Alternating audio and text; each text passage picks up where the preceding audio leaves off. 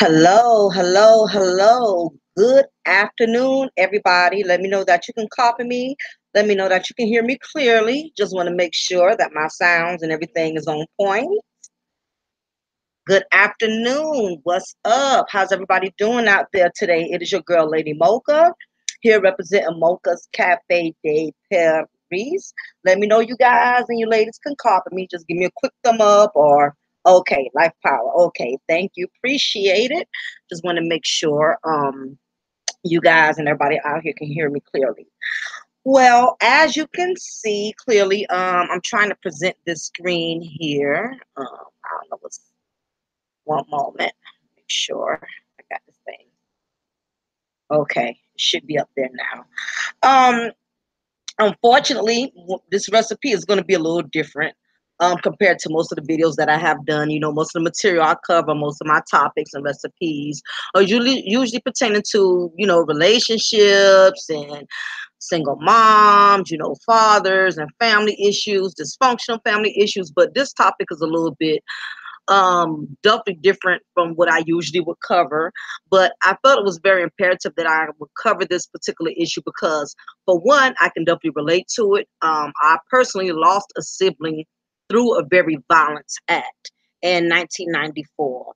Um, the software I'm using, Life Machine, and by the way, hi Life Machine, how you doing? Before I go into the story, I apologize for my rudeness. Let me thank everybody for stopping on in and hang out with your girl, Lady Mocha, here at Mocha's Cafe de Paris. I appreciate all of you for stopping in and dropping by to holler at me, showing y'all support, always giving me positive feedback. You know, you're always being supportive of me. I'm thanking all of you for your donations. If you haven't donated, I thank you for your time. I thank you for your dedication to my channel. So I just want to take a moment and thank each and every one of you for all of your support. However you supported me, I thank you, and I'm very grateful for whatever you have, you know, in whatever way you have contributed to my channel. So I definitely want to thank all of you, okay? Um, Big ups to Life Power Machine. What's up, Nolan? Samuel, Jerome, Broom. I want to thank all of y'all for stopping in. Whoever else I missed, I apologize, but you know I'm chatting and running my mouth at the same time, so I'm not going to always be able to look down and catch you when you come in. So if I overlook you, you know, don't take it personal. But yes, I'm using Google Hangout Life Machine Power. That is what I'm using. That's the software I'm using. It's just Google Hangout. It's nothing fancy or particular. So if you want to know that what I'm using, that's what I'm using. I'm using Google Hangout. Okay. Um. So on that note, you know, I thought it was very imperative that I went into this topic for the simple fact that, unfortunately, I can relate to what this young man's who's been murdered. His goes by the name of. First of all, let me put some respect on his name. Um, his name is Lysandro Guzman Felez. So I'm gonna just call him Felez or whatever. So basically, if y'all haven't heard about this, it has gone viral. It's really caused an uproar in Bronx, New York. Not only has this story covered a big caused a lot of uproar in the Bronx, it's actually caused a lot of uproar worldwide. A lot of people are very angry and very upset about this situation that took place because this young man, his life was just taken very senselessly. It's pronounced Jeremy. What's spell? Oh, okay, okay. That's I actually like the way you have that spell, Jeremy. Oh, okay, okay, Broom. Thank you for correcting me on that. I got you. Okay, no problem. Um, yeah, unfortunately, again, like I said, this story has caused a big uproar, and for every reason it should, because this killing was just totally unnecessary. It was senseless. It's not even enough words to express the animosity that I'm feeling towards this situation. And the reason why I'm in my feelings about it, for the simple fact that I lost a brother in a similar type of situation. The only difference with my brother that was murdered and compared to Mr. Velez is the fact that my brother was not stabbed, but he was shot. And that is why I thought it was important for me to talk about this, because I know I'm not the only one who has experienced losing a loved one or losing somebody special over a senseless violent act. It's so many of us who have experienced this, whether it was your brother, your neighbor, your boyfriend, or somebody in your family. It's no joke when somebody takes your loved one away from you, and it's done in a heinous act. It wasn't like it was deserved. It would be one thing if this individual brought it upon himself by, starting drama, or, he killed somebody and now somebody coming back to retaliate against him. Um, it just was there's nothing that can justify this whole situation. There's absolutely nothing that can be said to make this situation make sense. It's just nothing, and basically I'm going to go into a couple of dynamics on the situation, because the thing that has me fumed about the situation, it has everything to do with the way these parents are raising their goddamn children these days. This is the reason why we have so much chaos, because it's a lot of parents who know they have troubled children. You know your child is troubled. You know you have a child that has anger issues. You know you have a child that lacks discipline. As a parent, you got to be real with you. You know what kind of child you raised. You know if you raised a child that's obedient, and I'm not saying perfect, but for the most part, that child will pretty much listen to you and do what you say do, and you put enough of knowledge and wisdom into that child to where they know certain things they do, if they don't use the wisdom and the knowledge you applied, that they can lose their life. And if you have not instilled that into your children, this is what we have to deal with. These four young men here, well, 1, 2, 3, 4, 5, yeah.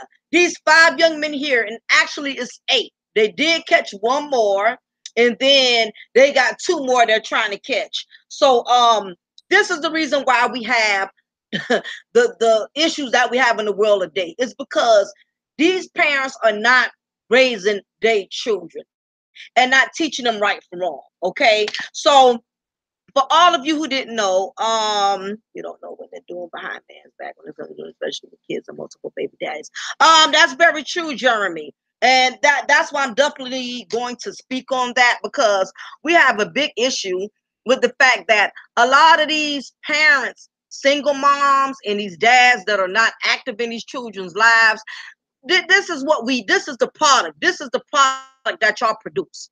When you have women who are having, you know,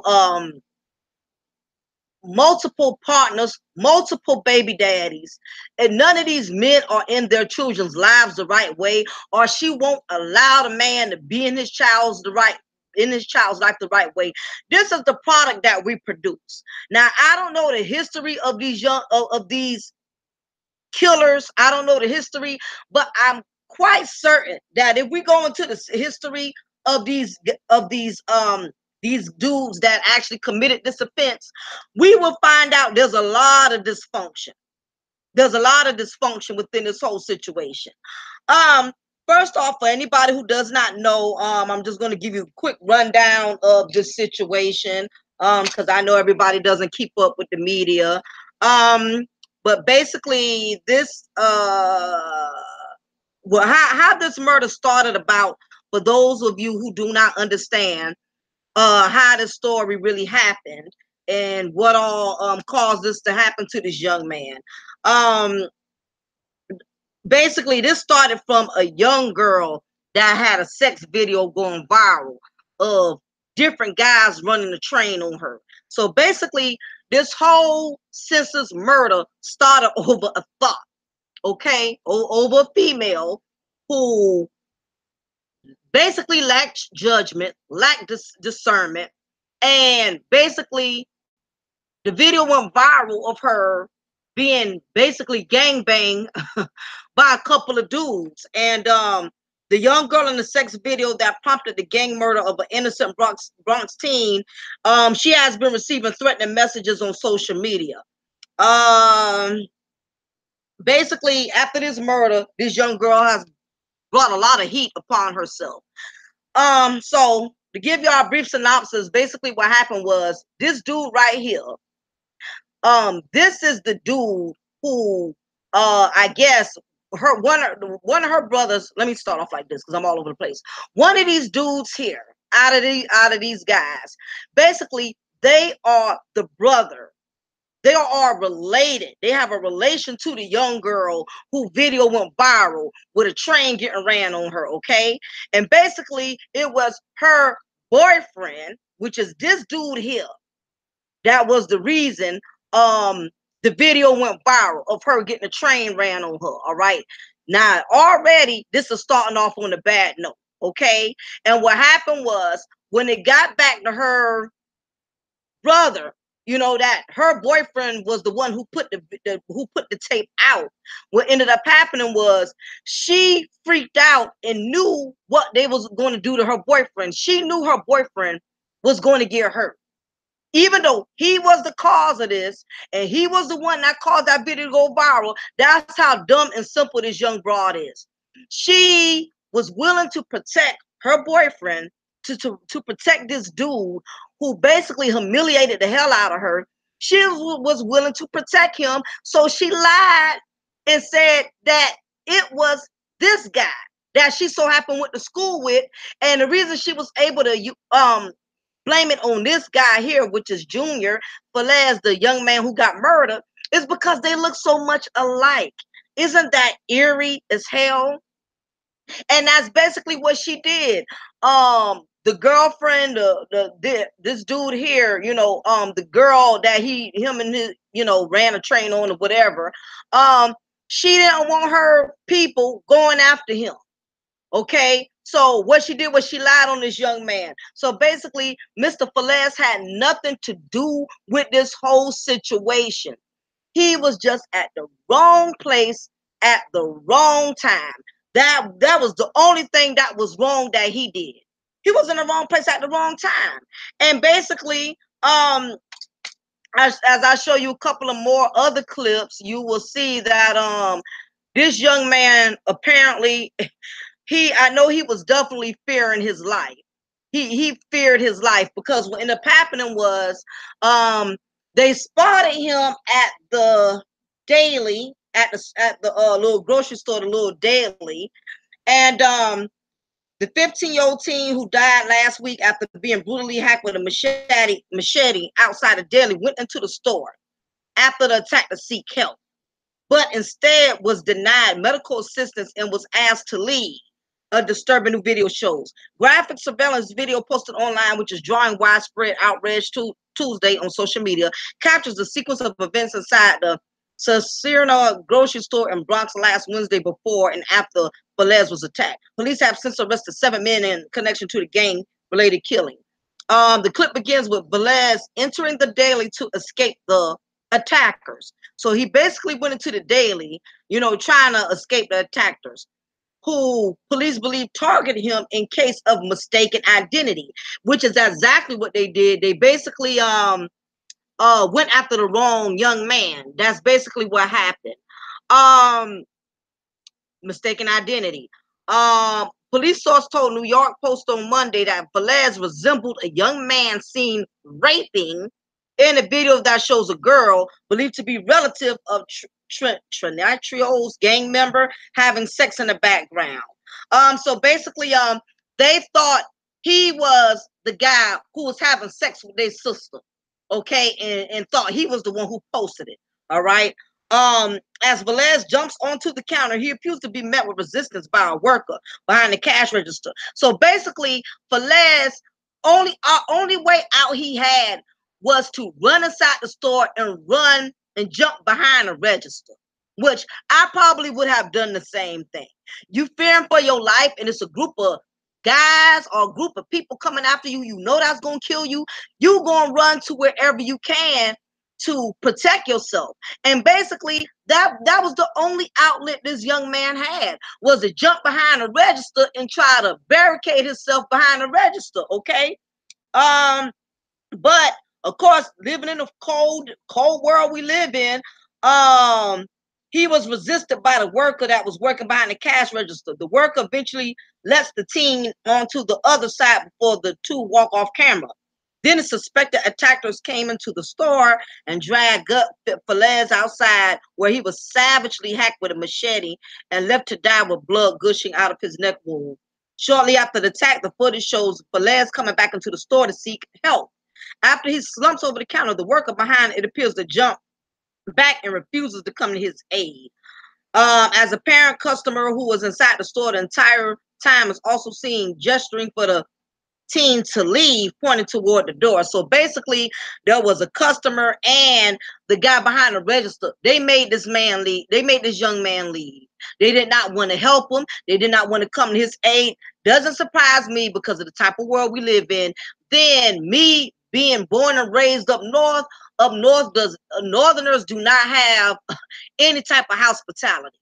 They just don't. You know what I mean? And it's unfortunate that it's like that. But up north, most northerners got a cold, harsh demeanor. You know, it's just always been like that up north from what I understand. The South isn't perfect too now, but the north, northerners are not near as hospitable and not near as, you know, helping and caring. You know, they're not, their culture up north is totally different from the South. You know what I mean? Like, not to say the South would have done anything different, but the chances of you get more help in the South than you will up north. You know what I mean? Because up north is just so heavily crime populated, and the culture with trust in up north is just totally different. You know, northerners don't trust each other like that. They just don't, because it's just, you know, especially cities like New York, it's so much schemes, it's so much plotting going on. So if somebody comes to you saying they need help, you really don't know if they really need help or not, because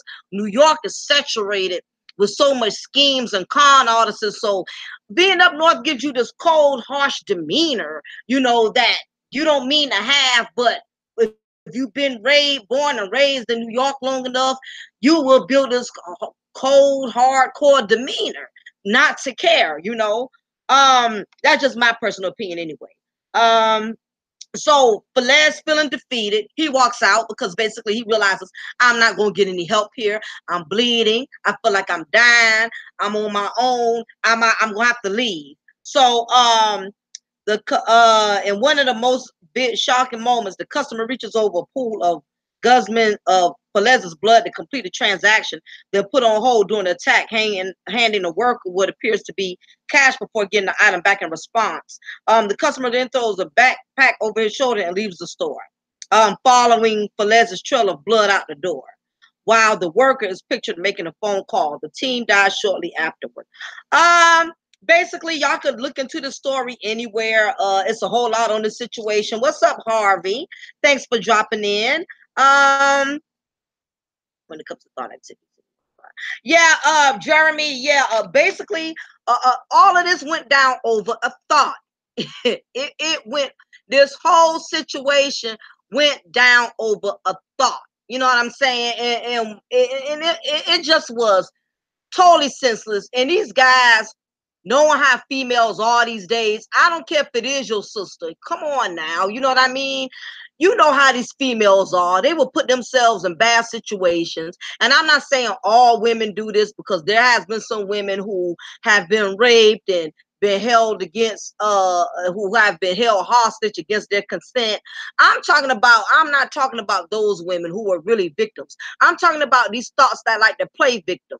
Basically, you know, she put herself in a position to for all her business to go viral. You know, everybody's seen this video of her getting banged out, you know, and she, instead of her taking accountability for it, she knows her boyfriend was the one who did this to her. And the sad part about it is she covered and protected her boyfriend, which was the guy who put this out there. And she blamed it on this young man here.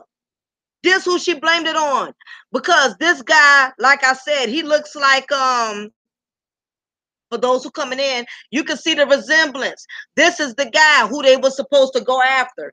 This was the dude who put the video out.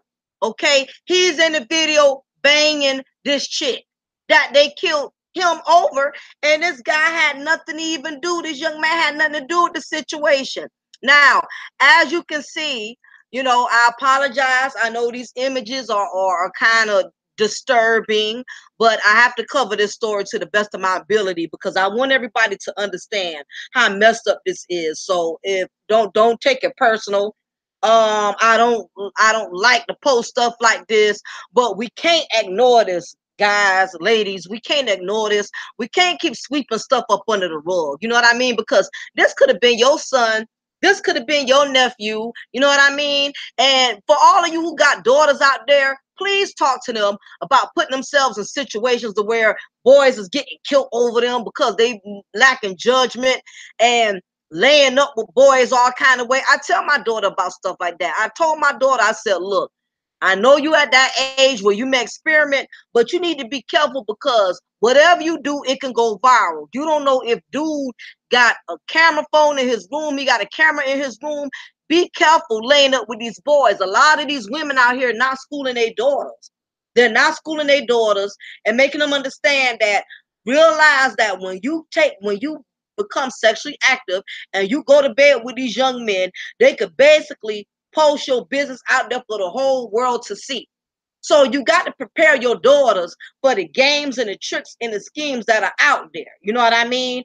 Had she had a parent that told her from the jump what to look for and then not even put herself in that situation, it probably could have been avoided. Now, this is not to say that she still wouldn't have went out and did it, because kids still do the opposite of what we tell them to do.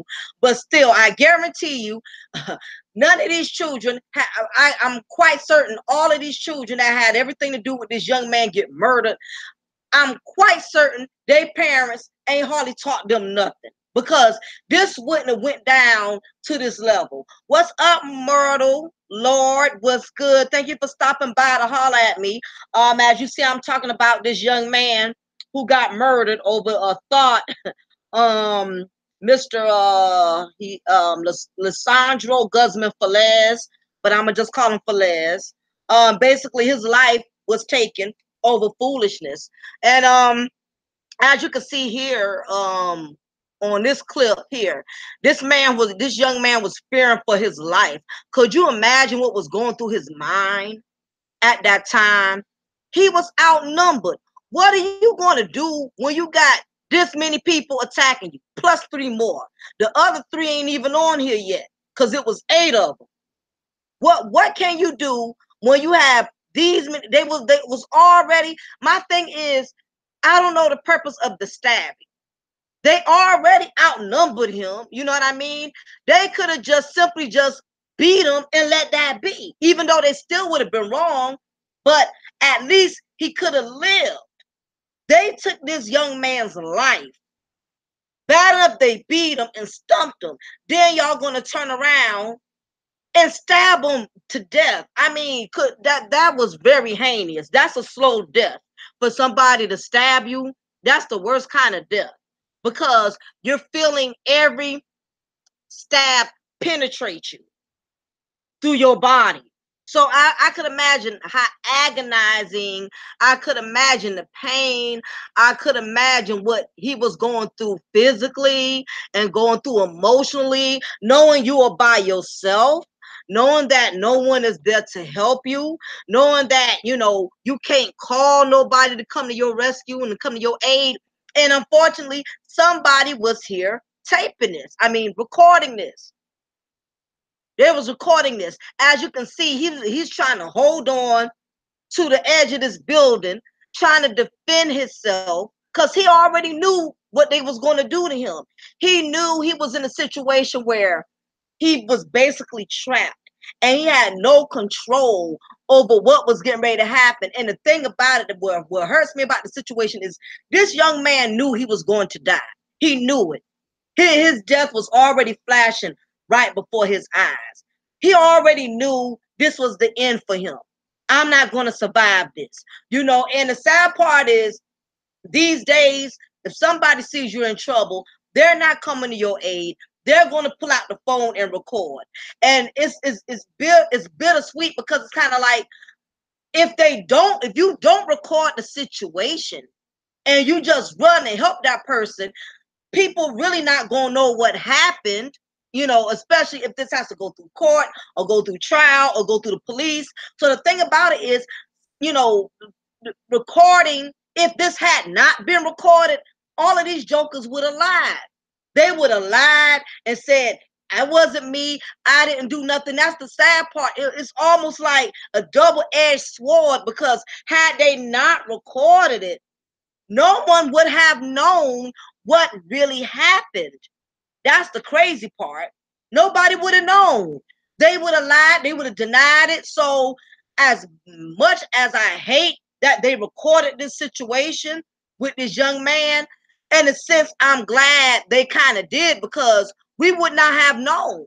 We would not have had a clue as to what really had happened, the event that really had transpired, you know. So it's bittersweet, and the only thing I hate about it is his mom, because I'm a mother, and anybody out there who's a parent, if you're a mother, you're a father, if this was your son, you know, experience this, imagine having to see this all over the place. I could only imagine what his mother has to go through. I'm sure she can't even not log on to her computer and get around not seeing some of something pertaining to her son getting hurt. Just this clip alone is terrible. How this man just dragged him. And it's just it's just sad, it's messed up that it had to go down like this. But I'm gonna exit out this little part right quick here. Just one moment. Uh we go back to my avatar, so we kind of talk a little bit more about this. Okay. Um, Basically, I can relate to the situation 100%, and this is the reason why I am actually going viral. I actually lost my oldest brother in 1994 through a very senseless, violent act. Um, my brother coincidentally was 15 years old. I believe this young man is 15. Is he 15? Let me check his age. I believe this young man is. Yep. Matter of fact, he's the same age as my brother. When this happened. And what happened was, my brother was going to, he was in high school at the time. He was a freshman. And what happened was, him and his homeboy, a week prior, before my brother actually was murdered, him and his homeboy had got into it with these guys, with this group of thugs over some female, okay? And what happened was, it wasn't my brother, but it was his friend. I'll say his name. His name was Demetrius. My brother had a friend named Demetrius. And what happened was, Demetrius called himself trying to hit on some female. There was a girl he was trying to talk to. And what happened was, the girl went back and told her boyfriend about my brother's friend Demetrius trying to hit on her. Okay, so you know how it goes. You know, at this time, you know, everybody got egos. Oh, all that, bro. You trying to mess with my girlfriend or whatever. So what happened was, they had confronted Demetrius about it. You know, they kind of argued and got into it or whatever the case was, but nothing physical had went down at that point in time. It was a big old dispute. And basically, what happened was, a day or so later, my brother and his friend Demetrius was walking to school, and they was going to school a little late. The bell had already rung, class had already started. And what had happened was, as soon as my brother and Demetrius was walking to school, the guys that that his friend had the altercation with, that his friend had the beef with a couple of days prior, they spotted Demetrius and my brother walking. So my brother and his friend automatically tried to run and take off and run into the school, because they automatically identified the guys and knew though they were the same guys that, you know, Demetrius had a beef with. So Demetrius was like, man, let's go them. That's the same guys I had got into it last week. So they caught themselves trying to run into the building of the school. And what happened was, as they had approached the building and they was running into the school, I guess the principal or school personnel that was already in the school building, she spotted my brother Jason and Demetrius running into the building. So what happened was Demetrius had made it in the building. He made it in the building, and they locked the building door before my brother Jason could enter inside the building. So what happened was these 6, 8, 9 thugs or whatever, was my brother was left outside alone with these 7, 8 thugs. Okay, so since they couldn't get Demetrius, they call themselves attacking my brother. I guess they looked at it like, well, if we can't get you, we're going to beat down your friend or whatever. And that's what happened. So what happened was they was already stumping and down and fighting brother physically. They already jumped him. And my brother is not a tall guy. He was never a tall guy. He was probably about maybe 5'2", 5'1", because everybody in my family is kind of short.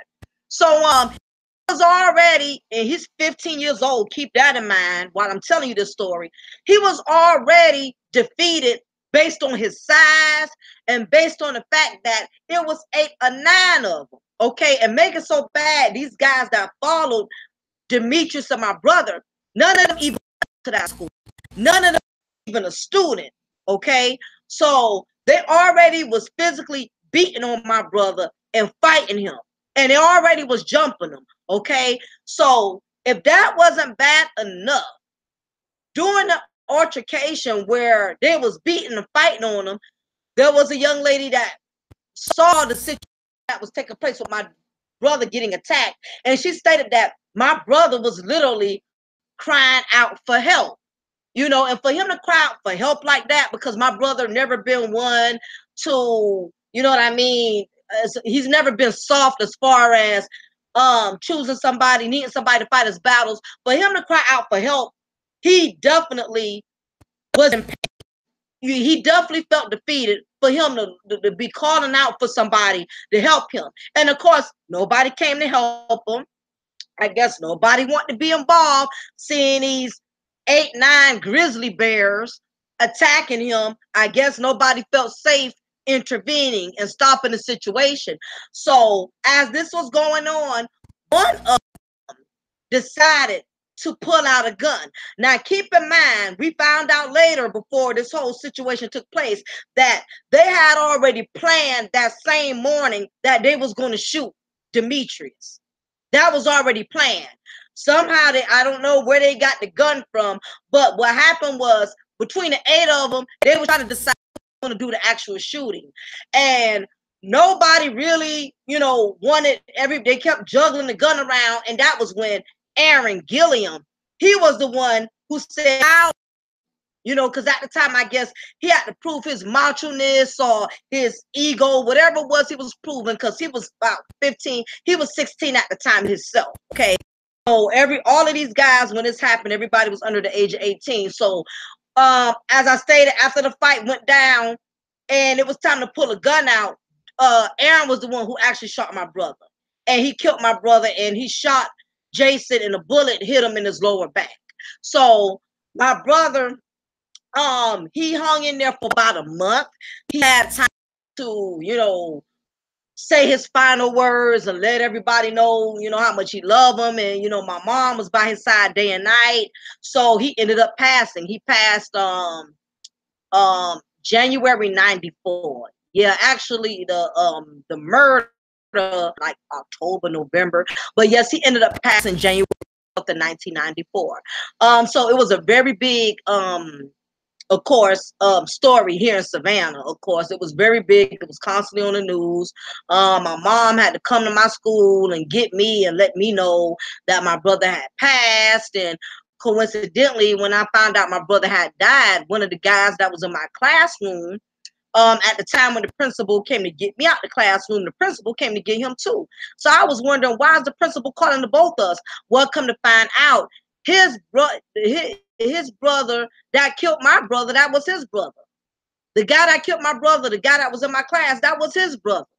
So it was a small world, that you know, it went down like that. And at the time, when my mom came to my school to pick me up and let me know that Jason had died, coincidentally, the boy that killed my brother, his mom was there getting her son while my mom was coming to get me. Because at this point, all gears had shifted once we found out my brother had passed. So what happened was, I guess the boy Aaron who killed my brother, his mom came to get her son because she knew her son was probably going to be next. And my mom came to get me. So ironically, my mom ended up meeting up with the boy who killed my brother, his mom. So it was just a big, you know, it's a long story. It was a big mess, you know, and it took a big toll on me and my family to have to experience something so tragic. And to this day, it still kind of affects us, and we're doing better. But the boy at the time, the guy named Aaron Gilliam who killed my brother, they ended up giving him 18 years for the murder of my brother. And he had got released. We just found out he was released like 3-4 years ago. And during the time of him being in his brother, coincidentally, his brother ended up working for my husband. And I remember his brother said that husband, and my husband came back and told me that he wanted to reach out to my mom because of all the pain and that he knew he took her through. And I guess that's life over to God. And whatever the case was, you know, I guess being in jail and serving all that time, reality keep him going in jail. My brother, I guess, you know, that was his way of having to face all of the damage he caused. And he actually wanted to write to my mother, and my mom was, for a while, she didn't want to talk to him. She didn't want to have no parts of him or anything. And I guess over time, my mom had to change her heart and said, well, you know, if you have to reach out to me, I mean, I don't have a problem with that, you know, but it took years for my mom to heal. But to this day, you know, we never really hated the guy that did it, you know, because it would just, you can't allow hate to consume you. When somebody takes your loved one and you go all your life hating them for it, it would just make you bitter. It would just make you angry. It would take you on that you really don't want to go. You know, it can really emotionally take a toll on you. So we had to forgive this man for killing my brother. We had to, because had we not, we that anger that we felt towards him taking him away from us, it just would have contaminated us spiritually, and it would have made us more hateful, would have made us more. So it was just better for us to, you know, way to heal and it and not continue to keep hating them for it. But enough about my story, but that's to just give you an indication as to why I understand what Mr. Felez's family is going through. Anybody who has ever lost a loved one through violence can truly relate that it's nothing that you would want to wish on your worst enemy. It's a nightmare. Your life changes forever. And a lot of these young men are not understanding the part that makes it so bad about the situation. They killed the wrong guy. That's what makes it so bad. They didn't even get the right guy who actually did the killing. They didn't even get the right person. That's what made it so bad. So y'all went this far to beating somebody up and stabbing somebody to find out it wasn't even the right person. The person who really did this to their sister, the person who they self trying to defend their sister. I'm gonna teach you a lesson for putting my sister business out there. We gonna beat you down. We gonna hurt you. The part that's so dumb, they got the wrong guy. So what was the point? What was the whole purpose of it? You didn't prove anything. What did they prove other than they got the wrong person? They got the wrong boy. They got the guy that had nothing to do with it. The guy that really did, sister, who really did put the video out, he is still living. So I know right now these young men have to feel triple stupid. Have to feel dumb, realizing that they took it to this level, and they actually got somebody to do this. This is what happens when you lack judgment and you lack common sense. And that's a happened in this case. These dudes had no clue as to what the hell they would do. And the sad part is now they are going viral. Y'all took this young man's life. Y'all killed the wrong guy over the fact that there was a video that went viral about your sister being a thought. Now y'all are going viral. The only difference is y'all going viral in jail suits. Y'all going viral that y'all are in the court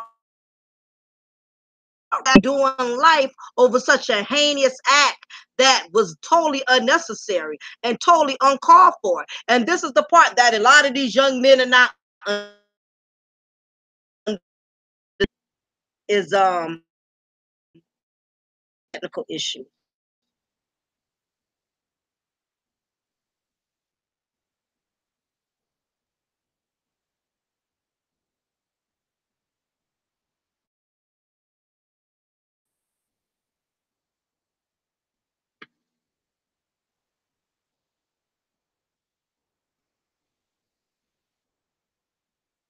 Let me see.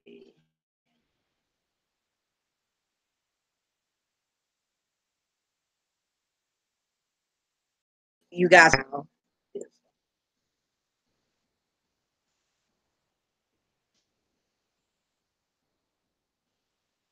She paid $4 a pack. It do for me.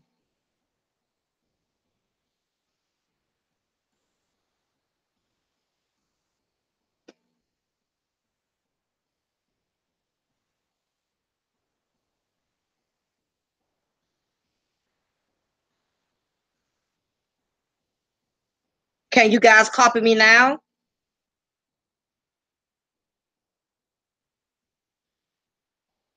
Make sure. Can everybody copy me now?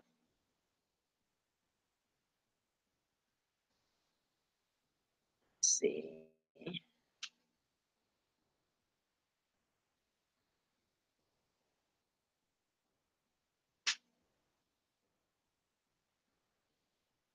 Yeah, I want to hear me.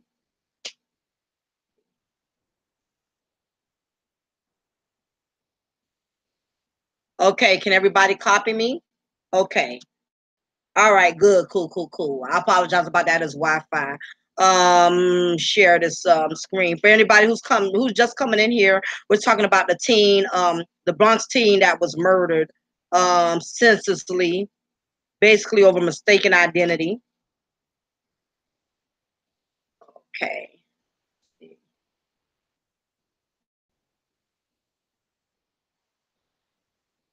Oh,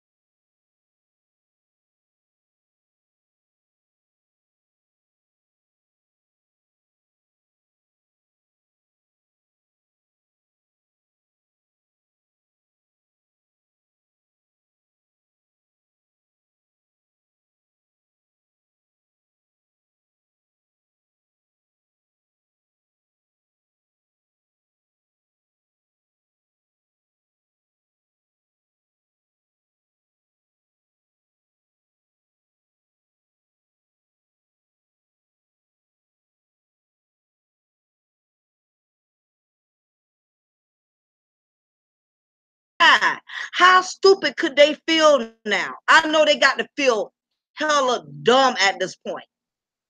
That they went after the wrong person. Let's see.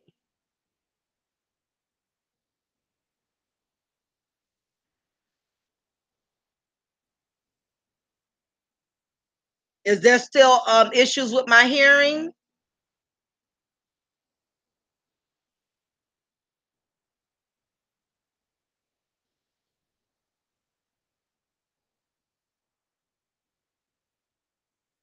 Let me know if there's still issues with my hearing.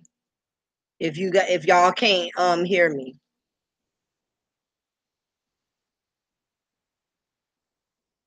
Okay, all right. Okay, you can hear me now, my sincere.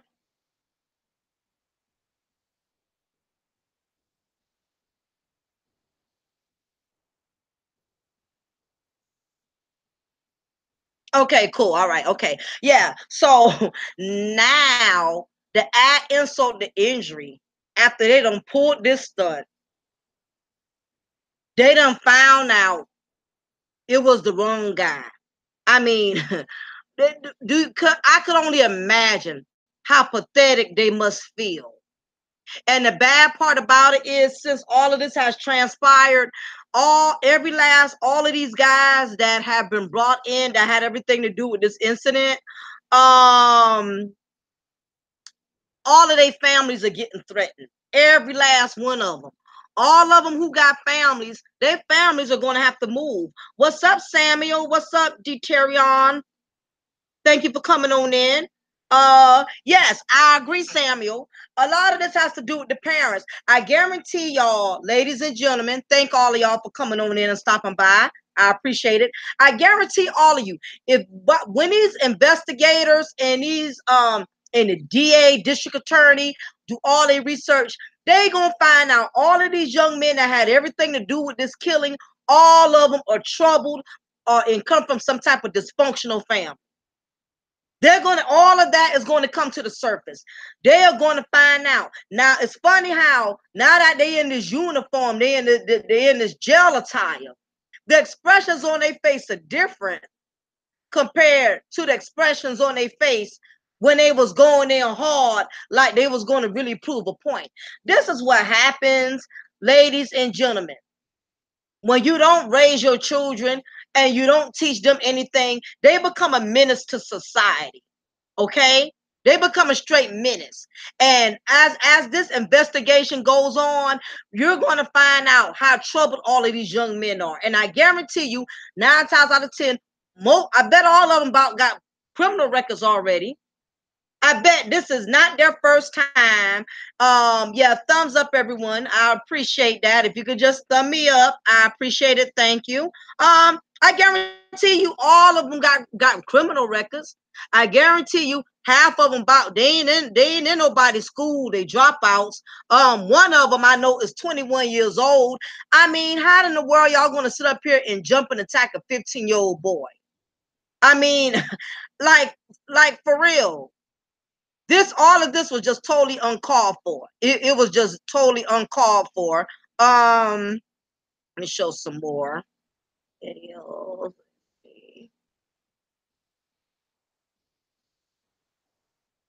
Okay. As y'all can see, as I stated earlier, I know everybody else probably done already heard me state this, but this was the guy in the video who was banging out one of these thugs' sister.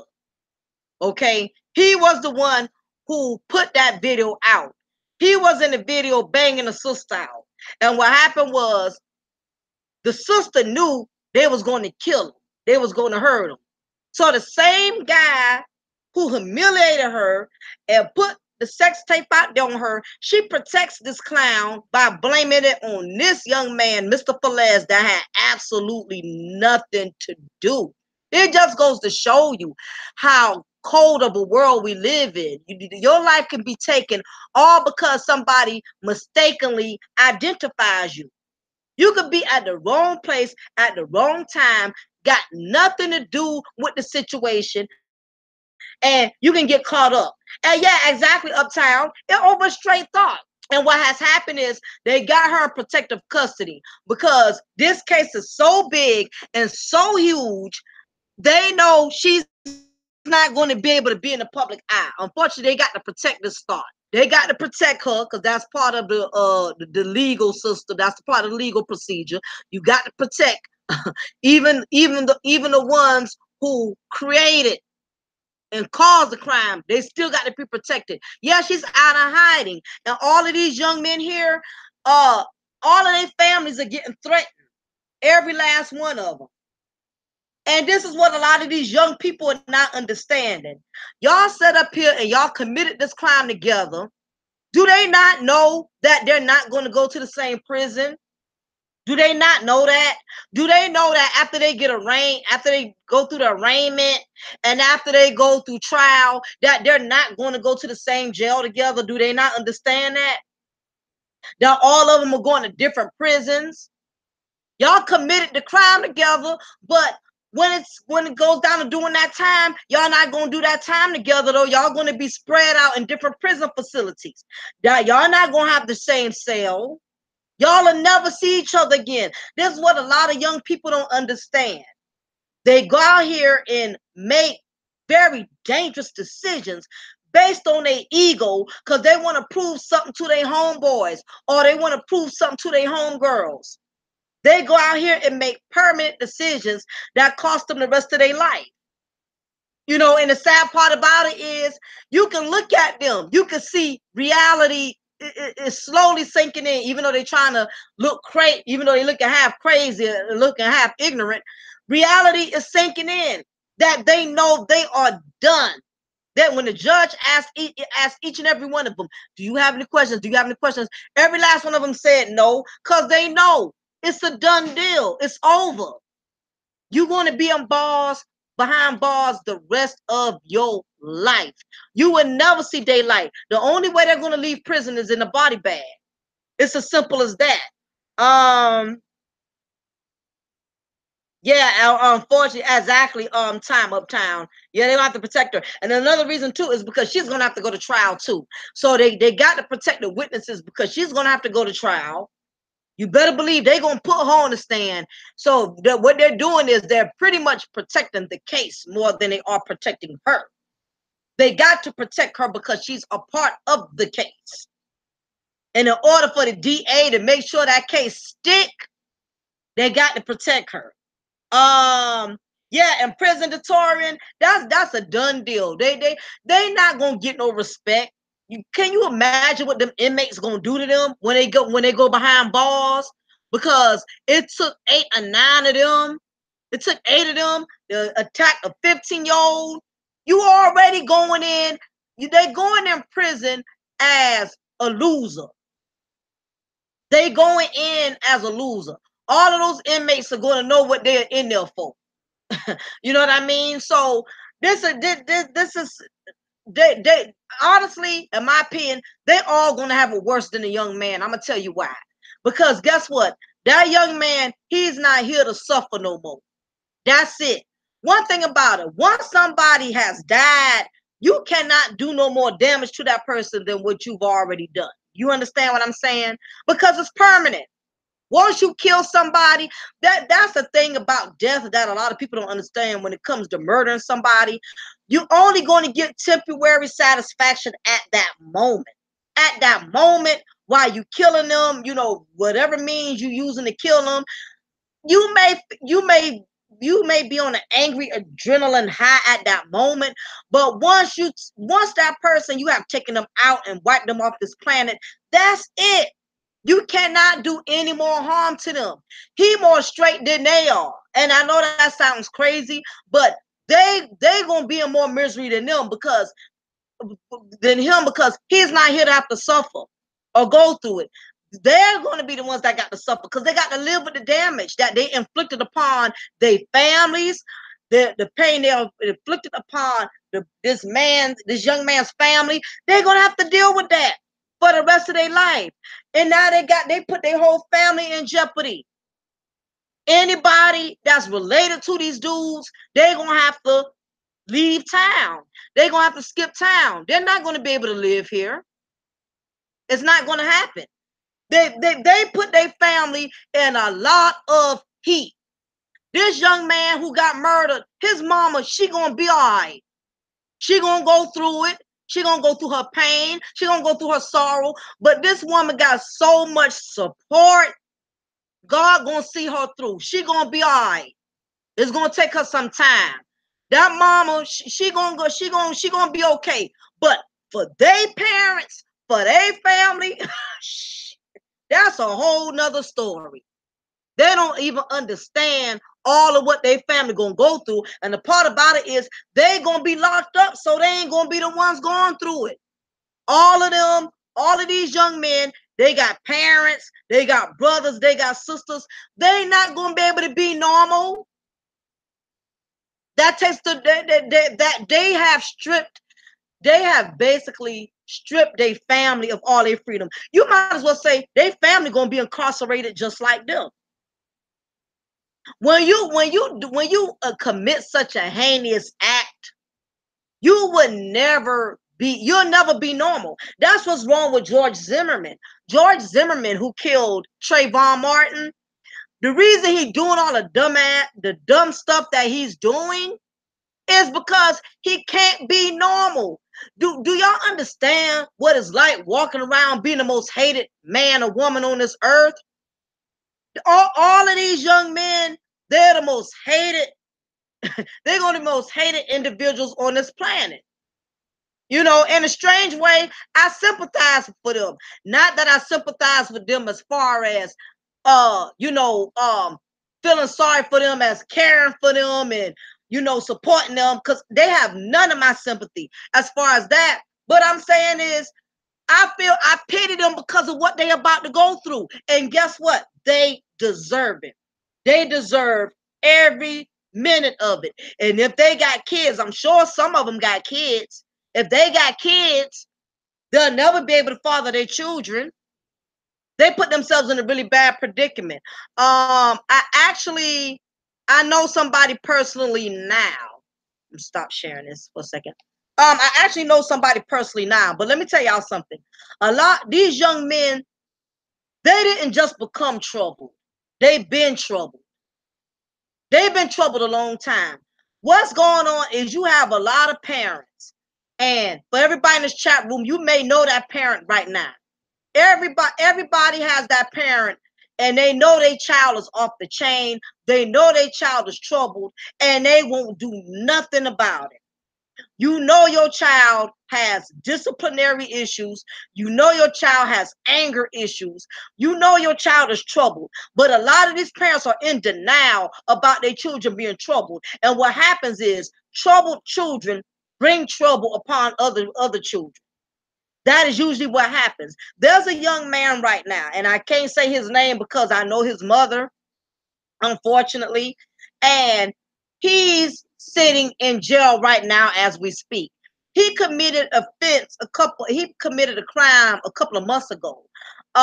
He took another young man's life. Okay. And this young man whose life he took was a young man of good status. The young man was playing football. The young man had good grades. The young man had a good reputation, basically. And when he got murdered here in my hometown, a lot of people took it very personal because he was a good young man. He didn't have no criminal record. He never been in trouble. He was one of the ones who tried to make something of himself. And basically, he got into an argument. Like most kids do. He got into an argument. He called himself going to the movies. And he got into an argument with another young man. Whatever the argument was, it probably was something petty because, these kids, they fight over dumb stuff as it is. And what happened was, after they left the movie, the young man decided to call his juvenile delinquent brother and his criminal cousin and tell them about the argument. Okay, that's what he did. All right, so he decided to call his people and tell them, yeah, I done got into an argument with this guy at the movies, or whatever story he told them. After they left the movies, they call themselves going to Burger King. They call themselves going to a little burger joint. So after that happened at the movies, instead of them leaving it there, you know, when people leave the movies, they go and grab something to eat. They followed this young man to the fast food joint. And at that time, the other two, the cousin and the brother who he called and snitched on this young man about, they was en route. So they all followed this young man to the burger joint, and a couple of words was exchanged, and one of them, he decides he wants to prove how big and bad he is. He pulls out a gun and he kills this young man. And coincidentally, he was 15 years old too. He killed him, snuffed this man's life out, all because your little cousin called you and told you, you know, he got into an argument. I mean, it wasn't even a physical fight. It wasn't even like the boy beat him up. They got into an argument, and the young man, he decided to call his thug brother and his thug cousin, who he knew was going to come over there and cause a ruckus, and they killed the boy. And make it so bad, unfortunately, I know this young man who killed this young boy. The boy who got murdered, his name is George. His name is George Akins. He was a young man. He was the football player who got murdered. And the young boy who killed him already had a long track record of being in trouble. Have y'all ever noticed that? These young men who get killed are very rarely young men who are troubled. It's always the ones who kill them who are the ones that are troubled. They're the ones with a long, extensive criminal records. They're the ones who have always been in trouble in and out the system. And it never seems to amaze me. It's always these young men who are troubled, who ain't doing nothing with their life, who already done zeroed out. They will take the life of another young man who's trying to make something of himself. If I've seen it once, I've seen it 1,000 times. It always happens that way. Very rarely are they going to take another guy out who ain't doing no more, doing no better than they are. They will take another young man out who's trying to make something of himself. It always happens like that. It always does. And basically, already, I wasn't surprised when this happened, not coming from this particular young man, because he was always troubled. And you can look at somebody's child, and if you look at the signs, you can pretty much tell that they got a troubled child. This young man always disrespected his mom. He always talked back to his mom. She couldn't do nothing with him. And what makes me mad about a lot of these parents, they can't even do nothing with their own children. So what they do is they allow their children to become pollution to society. They will allow their troubled children to go out there and make other people's children's lives miserable. Exactly. Of low self-esteem, my sincere, and you're exactly right. Because the young man who killed this young man, he ain't had nothing going for himself. He had absolutely nothing. He already became a father at the age of 14. He already been in and out the system with the you know, criminal justice system. He already had a record from here to Afghanistan. When you're dealing with troubled youth, let me tell you something. Troubled youth don't have nothing to lose. They don't have nothing to lose. When you have a child that gets in the habit of being in and out the system and constantly going to jail, and him or her ain't doing nothing with their life, just keep in mind that eventually they're heading for trouble. They're going to get into something much worse. Because when you have low self-esteem and you are a young man, you young woman, you have nothing going for yourself. You don't have no education. You don't have nothing positive. You're not participating in sports. You don't have a job. You're not doing something positive with your life. You are going to become a nuisance to society. You're going to become a straight menace. It's as simple as that. Yes, SW, thank you for coming in. And AK Styles, thank you for coming in. I appreciate you. I apologize. I saw you, but I was in the middle of making my point. You live in Brooklyn, New York. Okay. Yeah, really please play that. Please play that. Oh, yeah. I'm not gonna play that video because out of respect for the boy's mother, I'm not going to do that. I feel like if anybody wants to see the video, they don't have to see it here. They can Google it. Yeah, I'm definitely not going to play that. I would, if it was my son, I wouldn't want nobody going around constantly replaying the video of my son getting murdered. I mean, that's just horrific. And that's the bad part these days is that, you know, as I stated before, it's bittersweet with the fact that these everybody is recording these heinous crimes. But the bad part is, if they didn't record it, they wouldn't have knew what happened. You know, as much as I hate that this was recorded, but in a sense, I'm glad, because they never would have knew what happened. These guys would have stood up there and lied and said, I didn't do it. I had the machete. I wasn't there. They would have lied. So, in a sense, it's a blessing and a curse at the same time that this video went viral, because let's be real. These young people, they don't take accountability for anything. None of them would have came forward and said nothing. They would have went on the next day with their life like it was no big deal. I seen the young man that I just told you about, who killed this other young man. He came right back home and laid down on his couch like he didn't take nobody's life. The way these young people are wired, the way they're mentally programmed these days, and it has everything to do with the parents. And again, it's these parents. I blame these parents, because they are not teaching their sons right from wrong. They're not teaching them. And the big problem is they can't even do nothing with their own children. This young man that I personally told y'all about, who murdered this other young guy, his own mama put him out her house a month prior. So that already lets you know she couldn't even do nothing with him. A lot of these parents, they cannot do nothing with their own children. So what happens is, when their children get out of line with them, and it gets to a point where they cannot do nothing with their children, they can't discipline their kids, they can't make their children respect them. What happens is they throw their kids out. They throw their kids out and leave their kids on society for society to deal with them.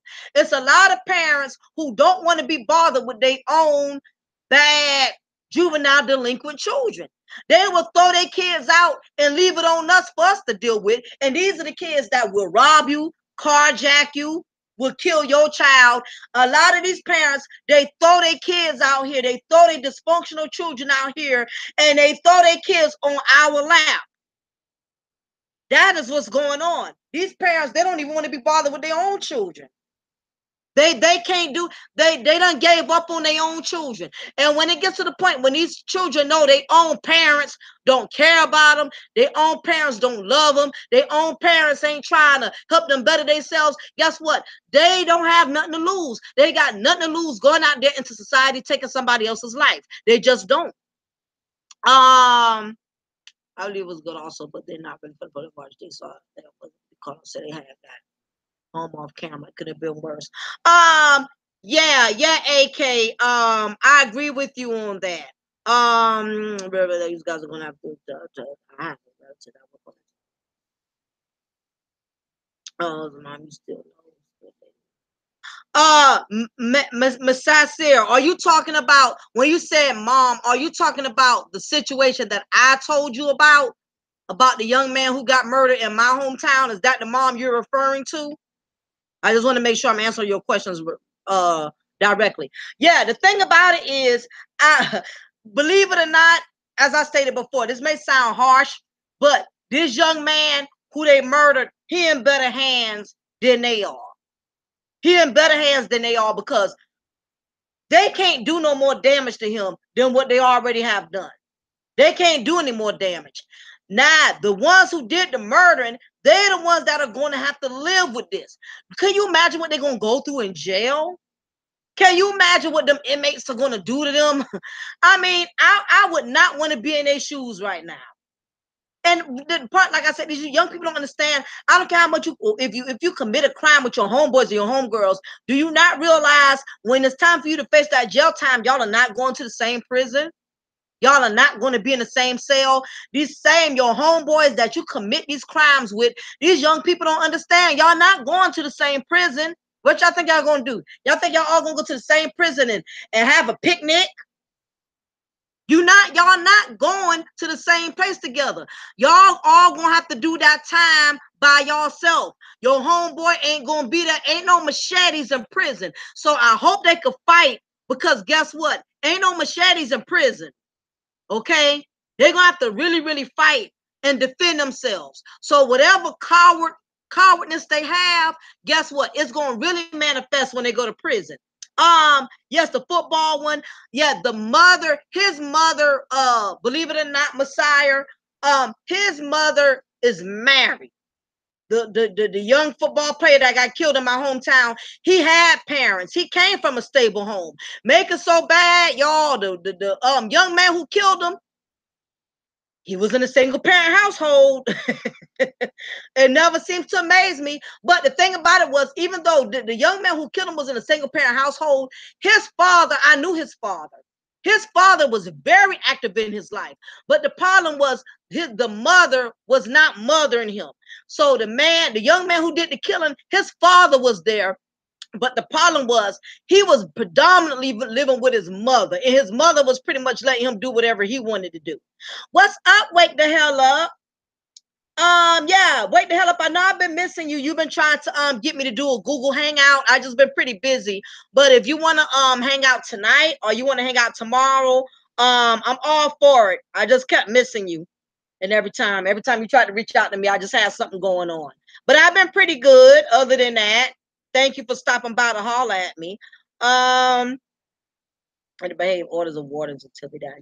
I'm telling you, these young men, their troubles are just beginning. Their troubles are just beginning. They're gonna have to fight the rest of their life when they go into these prisons. Because you going in, first of all, inmates, anybody who knows prison, because I watch a lot of prison documentaries. Anybody who knows how prison operate, prison do not respect child molesters. Inmates do not respect women beaters, and they darn sure ain't gonna respect the fact that these dudes set up here and stabbed and beat a 15-year-old. They automatically lost their respect for that. Inmates don't respect, they don't respect other inmates who come in on the pretenses of those type of crimes. They'll never be able to get any respect. The inmates in the facility are not going to accept them on a good manner. They're just not going to, because you took somebody's life who was basically defenseless, and for that they're not going to go into prison getting any respect. They're going to be washing somebody's drawers. Somebody going to have them bunked up every night. I promise that. Somebody might as well get ready to put a lot of Vaseline on their commissary, because they're going to really go through it. Because a lot of them are young and they're ignorant to the fact. They're not even really understanding what they're in for. Yeah, Messiah. Yeah, he died. Exactly. He should have been living with the father. Had he lived with his father, I doubt it would have escalated to that point. But what happened was the mother, she wanted probably the majority of the custody, because that's how she was getting her little child support. It's a lot of these women, they know their sons are troubled, they know their daughters are troubled, and instead of giving their children to the fathers who can discipline them, no, they want to keep the kids for the money. And this is what ends up happening when to you single moms out there. And I'm not saying all of you are doing this. If it does not apply, you don't have to reply. But note to single moms: if you know you have a son, or you know you have a daughter that is off the chain, that is giving you hell, that is giving you problems, and you know you absolutely cannot do nothing with them, I suggest you let that child go be with their father, instead of you being more concerned about trying to keep that paycheck. If you know your son or your daughter is in trouble, and you have gotten to a point to where you really cannot do anything with them, you need to let that child go be with his father, so their father could realign them. But what happens is, some of these mothers out here are selfish. They would rather keep the child, that way they can keep continuing to get the money or the benefits for the child. That is the problem. If you know you cannot do nothing with my mom did it when my brother was getting off the chain and getting loose at the mouth, and he was handling her like he was a thug in the street. She allowed my brother to go be with my dad. And she didn't wait till he got 18, 19, where he was full grown. She let my brother go move in with my dad when he was like 13 years old. Because she knew that, you know what, if I don't allow his father to get a hold of him, I'm going to have some trouble on my hands. If you're a real mother and you care anything about your children, you're going to say, damn, during the paycheck, I need my child to have a future. I want my child to be safe. I want my son to be safe. I want my daughter to be safe. But a lot of y'all moms, y'all don't want to do that. Y'all more concerned with the paycheck. Or y'all are so afraid that if you give your child up, that means you giving the father too much rights. You can still be a mother and have rights to your child, even if you allow that child to go live with their father. But the truth of the matter is, if a child is going to live with their dad, the child support got to go to where the child stands. And I know that that's the reason why a lot of these mothers will not give up their children, because they want that child support. I've seen it 1,000 times. They want the money. They don't care nothing about JJ in the street all time of night. JJ getting high. JJ smoking weed. JJ around here having all these kids and he ain't even 18 yet. They want the money. But what ends up happening, what the mothers are dumb at, let me tell you what the mothers are dumb at. Because if your child gets in deep doo-doo, guess what, boo-boo? You're not going to get no money. Once your child is pregnant, the child support going to stop regardless. That's the part they're not understanding. AKA mothers will hold on to the children only to get paid for it and refuse to go to the father. Yep, that's true. Just saw that from someone on my job that her 18-year-old is out of control. The father now had custody and she's been out of shape because she's losing income because the child support stopped. But that may be. But my thing is, what these mothers got to understand, what's more important? A check or your child's well-being? And if you make it about the money, guess what? I promise you, you're going to regret it. You are going to regret it, because either way it go, the money going to stop. Once they turn 18, the income going to stop regardless. It's going either way. And my thing is, as a mother, if you have not prepared your daughter or your son how to be independent, when the child support stops, you want to have an overgrown man or overgrown woman still living off of you, and you ain't getting no more child support.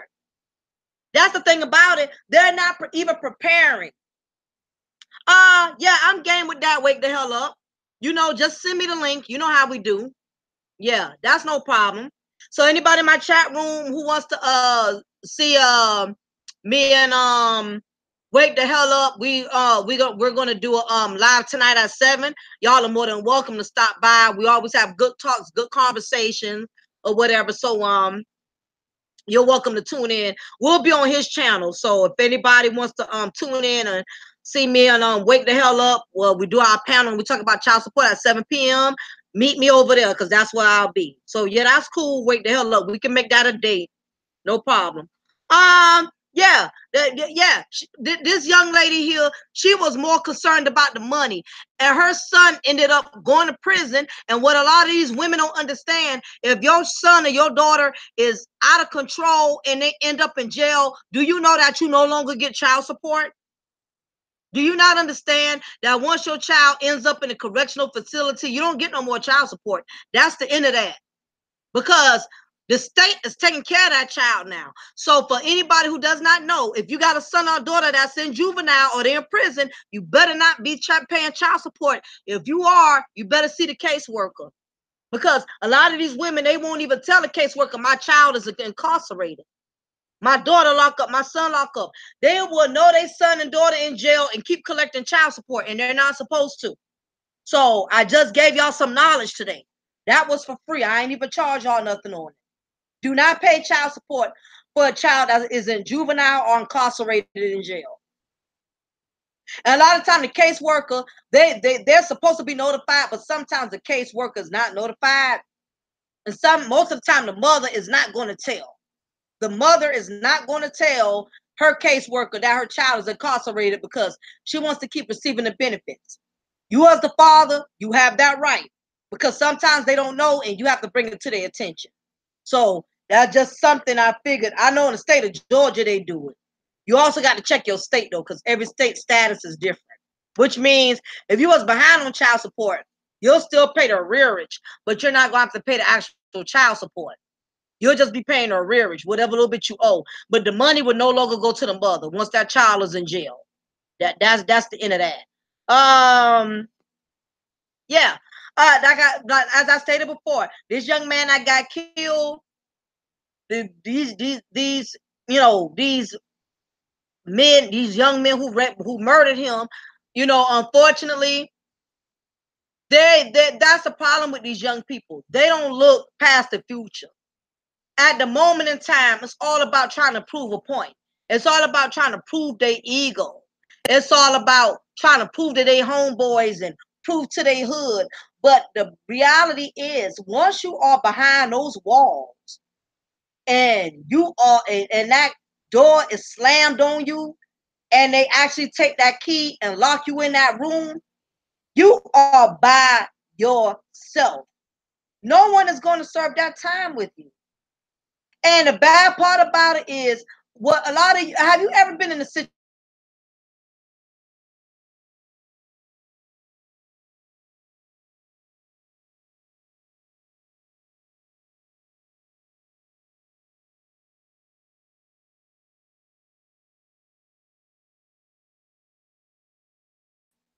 when you were so angry that you felt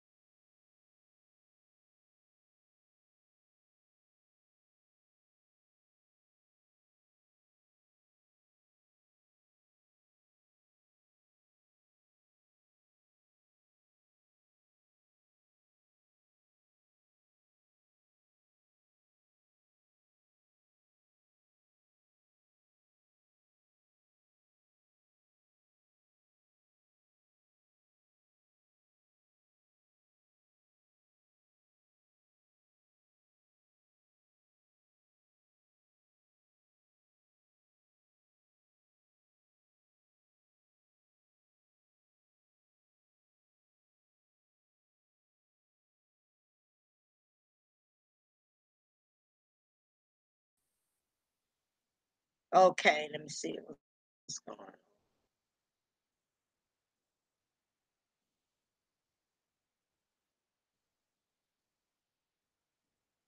Testing 1 2 3. Testing 1 2 3.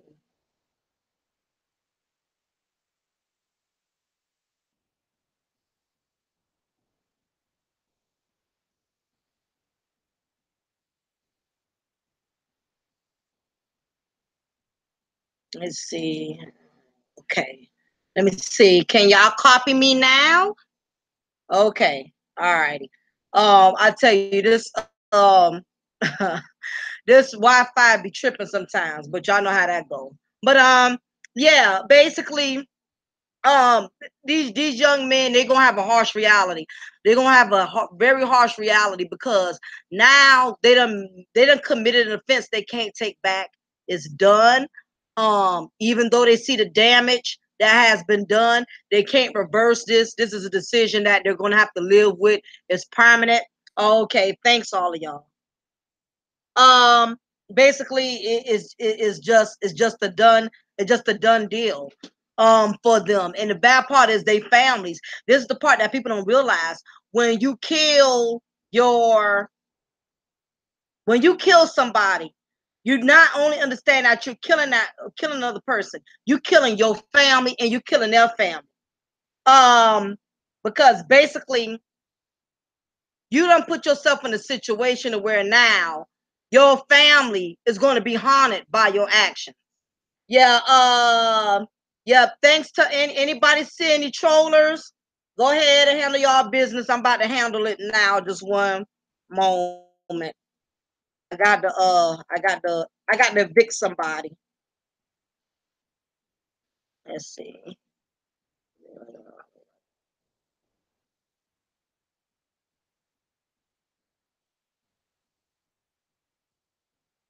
Yeah, hold on.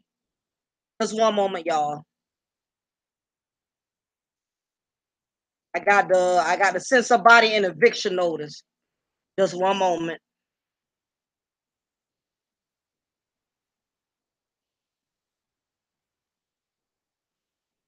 Yeah, just bear with me. I'm still here. I got a bud real quick. Okay. Yeah. As I pretty much stated, you know what? These young men, they are more trouble. They are more trouble than the young man they killed because they still got to be here to live with the damage that's been done. They're gonna have to live with it. Um, let's see.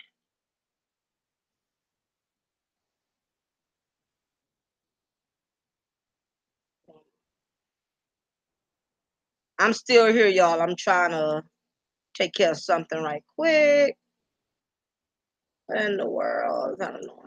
But yeah, it's unfortunate that this had to go down the way that it did, because I know I done kept everybody long enough, and then my Wi-Fi is tripping and acting up a little bit, so I'm gonna go ahead and want to shut it down. But my heart definitely goes out to the family. My heart goes out to this young man's mother. It's unfortunate that she had to bury her son under such harsh conditions. Again, as I told everybody that's in this chat room, I'm going to be chatting with Wake the Hell Up tonight at 7 o'clock. So y'all are more than welcome. Before I shut it down, y'all can go ahead and subscribe to him. That way you don't miss out tonight. I'm going to chat with him at 7, and we're going to continue to pick up where we left off. But again, my heart goes out to this young man and his family. Um, Unfortunately, I hate that this had to go down the way that it did, but only God knows why. It ain't for us to try to make sense of it. This is just one of those things. Life just happens, and things are going to happen in life that we have no control over.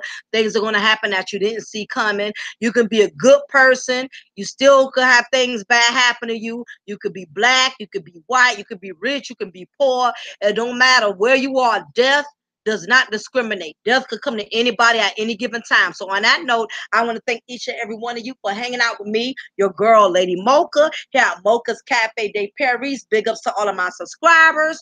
Big ups to all of you who have been supporting me, rocking with me. Thank you for the donations. Thank you for your support. Thank you for your emails. And on that note, don't forget that I'll be with Wake the Hell Up tonight at 7 o'clock. So you can see me again come 7 o'clock this evening so we can talk about this child support that's going on, okay? So I will holler at y'all later. And remember, I will always break you off a slice of knowledge and pour you a cup of truth.